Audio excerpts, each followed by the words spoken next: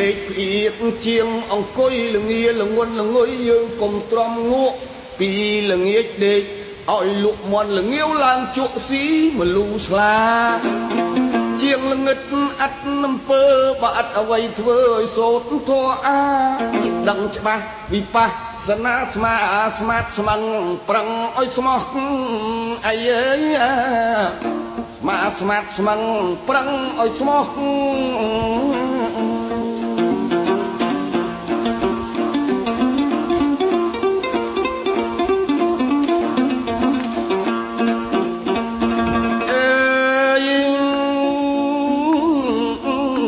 កងខ្នើយដេកកាយស្មុកក្របឲ្យសុក